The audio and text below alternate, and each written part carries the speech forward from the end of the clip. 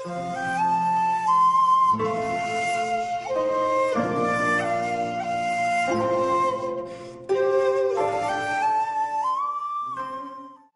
बार की बात है, तिम्मापुर नामक गांव में सोमैया नाम का एक किसान रहता था। सोमैया का मूल गांव वेंकटापुरम था। उसने तिम्मापुर में रहने वाले दानैया की बेटी से शादी की और घर जमाई बन गया। सोमैया एक मेहनत व्यक्ति है। वह अपने काम को ईश्वर मानते हैं। मामा दानैया 5 एकड़ का खेत उन्होंने किराए पर लिया और अपने दामाद सोमैया को दे दिया। एक अच्छा किसान बनने के लिए प्रोत्साहन करती थी। सोमैया, ये 5 एकड़ पूरी साल तुम्हारी है। काड़ी मेहनत करो, कभी मत ताहो। किसी भी जरूरत में मेरे पास आओ। भले ही मैं तुम्हारे पीछे रहूं, लेकिन याद रखना कि तुम्हें लगान 2 गुना वसूलाना होगा। ये गाडंबर में विश्वास करने हुई बड़ी होने के कारण यह कठिनाई मेरे लिए नई नई है। मेरे शक्ति के बिना प्रयास करोगे, आप मुझे बहुत महसूस करवाते हैं। सोमैया ने कड़ी मेहनत की और खेत के खेते के लिए सभी आवश्यक बैलगाड़ी, हल और खाद प्रदान की। सोमैया हर समय कड़ी मेहनत करता था। कभी कभी उसे खेत में पानी देने के लिए रात में भी खेत के पास रुकना पड़ता था। उसकी पत्नी उसकी कठिनाई को समझती थी। सोमैया को शादी से पहले अपने गांव में किसान के रूप में काम करने का अनुभव था। फसल में कौन सा उर्वरक डालना चाहिए, कब डालना चाहिए, उन्होंने एक महान किसान के सब गुण सीखे। जैसे समय पर निराई गुड़ाई करना, उस अनुभव ने अब उनकी मदद की है। कुल मिलाकर उसने उस वर्ष जितना किराए पर लिया था उससे 2 गुण फसल काटा। अचानक पूरे गाँव की नजर सोमैया पर पड़ी।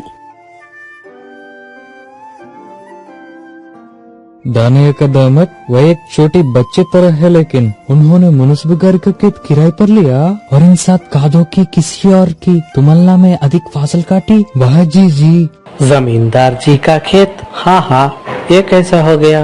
जमींदार जी का खेत भर्ती पड़ा है और कोई उसका किराया नहीं ले रहा। ये फसल कैसी? लगता है इस बच्चे के हाथ में कोई महत्वपूर्ण चीज है। या समझ नहीं आता कि बाजर खेत भी जोता ले तो उनका बल्ला हो जाता है। बाबा, इस बार फसल कैसे है? दानैया का वह दामाद। दानैया अपने दामाद को देखकर बहुत खुशी हुई। सोमैया की पत्नी बहुत खुशी हुई। उस काटे हुए फसल की बिक्री से जो पैसे आते थे उससे उसने किराए के पैसे लेने और कुछ पैसे घर के खर्च के लिए रखने को कहा। वो बाकी पैसे लेकर वापस आई और राष्ट्रपति से मुनसाबाऊ के खेत की 7 एकड़ जमीन और सोमैया को 5 एकड़ जमीन किराए पर दिलाई दी। इस साल उन्होंने 10 एकड़ जमीन किराए पर ली। इस बार भी सोमैया ने 2 गुने उत्साह के साथ कड़ी मेहनत की, मानो कोई चमत्कार हो गए हो। उन्होंने पिछले वर्ष की तुलना में सबसे अधिक उपज प्राप्त की। गाँव में जिधर देखो सोमैया के ही चर्चे थे। भाई, फसल काट रहा है, पकड़ो ही तो सोना होगा। वह कल आया और हमारे गांव में किसान बन गया। मैं नहीं मानता कि यार, गांव में चाहे कितने भी मगनी हो, नहर के बगल वाले खेत में फसल पैदा होगी। लेकिन अगर सोमैया फसल उगाता है तो उसे दोगुनी फसल काटनी होगी। कल उसे पट्टा लिया और आज उसने 1 एकड़ जमीन खरीदी।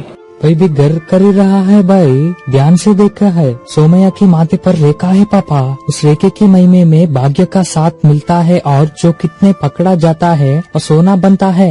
हाँ, सोमैया के माथे पर एक रेखा है, मैंने कभी नहीं देखा, इसलिए माँ लक्ष्मी चलकर आती है।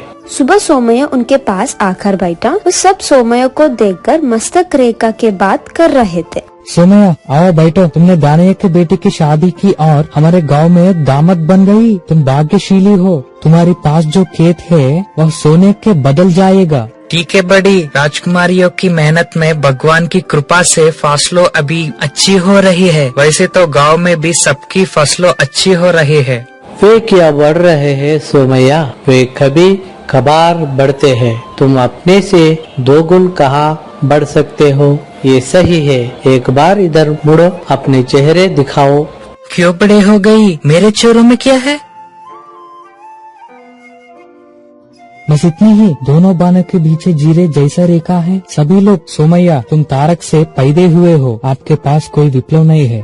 सोमया को समझ नहीं आया कि वो क्या कह रहे हैं। मस्तक रेखा क्या है उसको कोई नहीं बताया। सोमया थोड़ी उदासी के साथ घर आई। उसने दर्पण में देखा, कोई रेखा दिखाई नहीं देती। इस बार बहू के पास से देखना शुरू किया। एक खड़ी रेखा दिखाई दी। हो, ये रेखा के वजह से मेरे को अच्छा हो रहा। बार बार अपने बहू को देखा रहा था। माथे पर झुर्रियां पड़ गई है और एक रेखा से दिखने लगी। तब से सोमया जहाँ भी जाते हैं अपने माथे पर झोर लगा कर जाता था। हर कोई उनके माथे के रेखे का तारीफ कर रहे हैं। वह देखकर सोमया को बहुत गर्व हुआ।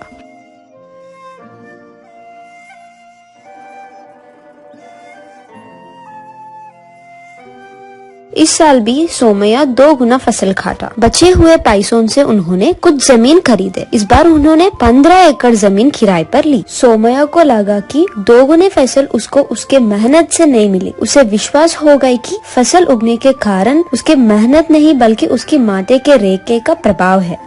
क्या बात है सोमया, पूरा गांव तुम्हारी वजह से फल फूल रहा है। इस बार भी 2 गुनी फसल काटेगा। तुम्हारी माथे की रेखा पर सब कुछ बढ़िया है। मैंने आज तक किसी ऐसा व्यक्ति को नहीं देखा जिसका भाग्य इतना अच्छा है। सोमया हमेशा माथे के रेखे के बारे में ही सोचना रहता है। क्या उसके पास भाग्यशाली रेखा है? क्या उसके लिए इतना मेहनत करना जरूरी है? मैं अगर घर बैठना पसंद करूँगा तो फसल अपने आप उग जाएगी। उससे लगा वह मेहनत करता है, उसमें कुछ भी नहीं है। वह सोचता है कि सब कुछ रेखा ही वजह से मिला है। उसके बाद से सोमया ने काम करना बंद कर दिया। कुछ समय बाद आमदनी खत्म हो गई, कर्ज बाकी रह गई। पहले उनके तारीफ करने वाले अब उनके तरफ देखते भी नहीं। उसकी पत्नी भी उससे ठीक से बात नहीं करती। सोमया इस बात से चिंतित थी कि ऐसा क्यों हुआ।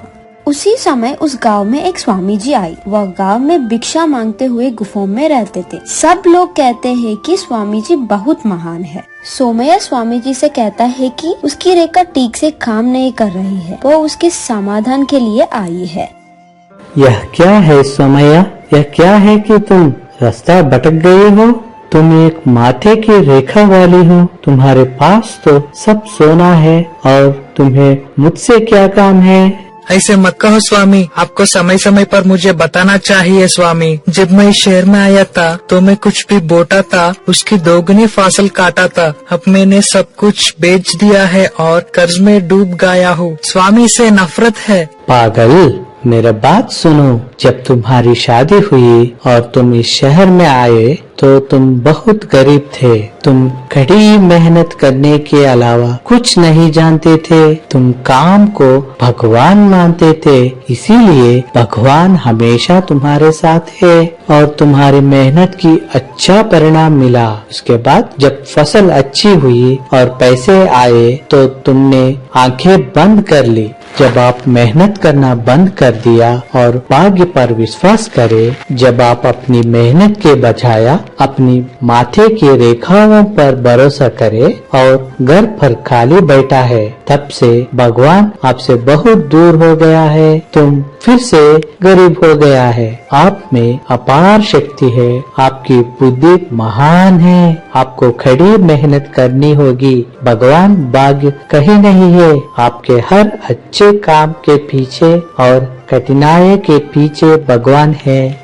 स्वामी जी की बात सुनकर सोमया हैरान हो गई। उन्हें एहसास हुआ कि भाग्य की कोई रेखा नहीं होते और उसकी मेहनत ही उसके भाग्य है। तब से वह भाग्य पर नहीं बल्कि अपनी मेहनत पर निर्भर रहता है। इसी विश्वास से वो वापस मेहनत से खेती करना शुरू कर दिया। उसने फल प्राप्त किया, अच्छी फसल हुए। उसने अपने सारे कर्ज चुका दिया, एक खेत खरीदा, अपने घर बनाया।